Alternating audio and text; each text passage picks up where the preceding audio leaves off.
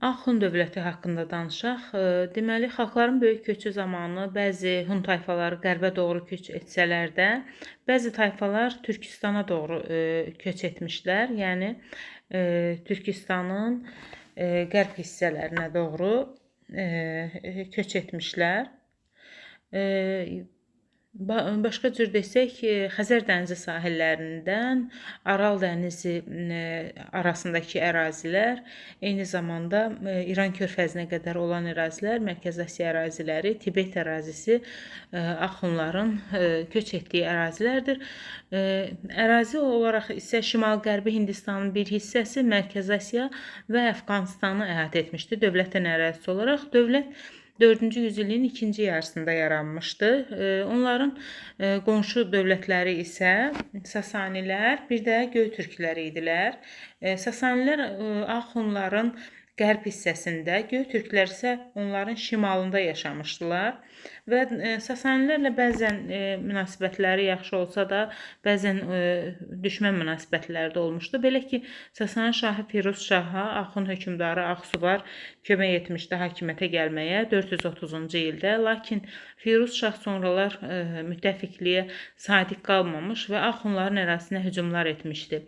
Hətta döyüşlərdən birində o Turan taktikasından istifadə etmiş və Firuzu ağır məğlubiyyətə uğratmış. Hətta Firuz ondan hücumuna görə üzr istəmişdi və ondan sonra bağışlansa da, sonralar Firuz şah yenidən Axundların ərazilərinə hücum etmişdir və bu dəfə isə Axsuvar xan xəndəklər qazmış və üstünü örtmüş və Firuz şahı xəndəklərdə öz əskərləri ilə birlikdə məhv etmişdi. Azərbaycanda yaşayan Kadusi və Abdallı tayfaları da Axundların nəslindən hesab olunur.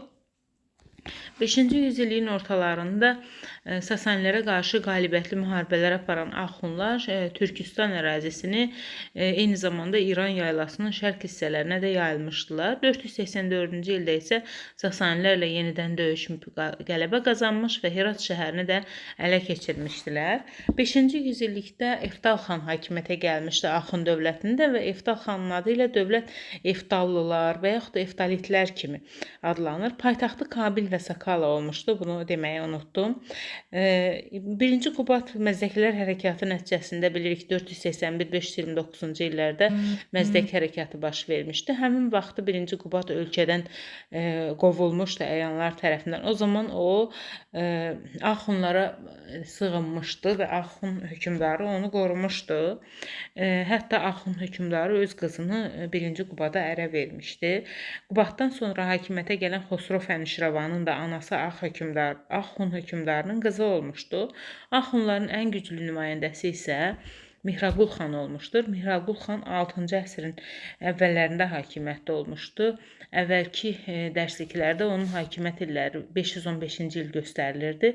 O Hindistana hücumlar etmişdi və Hindistanın şimal-qərbi əvvəl Axundların bir hissəsini, yəni ərazi olaraq Hindistanın şimal-qərbinin bir hissəsini əvvəl tutmuşdular. İndi isə şimal-qərb hissəsini tamamilə ələ keçirirlər Mihraqulun dövründə və onun dövründə Axund dövləti özünün ən güclü tarixini yaşayır. Lakin zaman keçdikcə Hunların ərazisi çox böyüyür və artıq imperiya böyüdükcə onun ərazilərini idarə etmək çətin olur. Həm də tabe olan xalqlar üsyanlar qaldırırlar və narazılıqlar baş qaldırır. Eyni zamanda müxtəlif dinlər yayılır, dini pərakəndəlik olur və feodal əyanlarının müstəqil olma arzuları güclənir və beləliklə imperiya zəifləyir. 567-ci ildə Sasanilər Göytürklərlə birləşərək gəlib Axund dövlətinin varlığına son qoyurlar.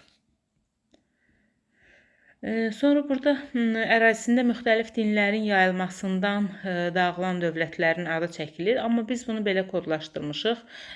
Qaraxanlı, Qəznəvi və Qərbi Hun, yəni Q hərfi ilə başlayan türk dövlətlərində dini pərakəndəlik dağılma səbəbi deyil.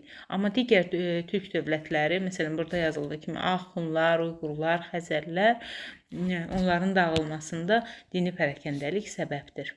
Bu qədər.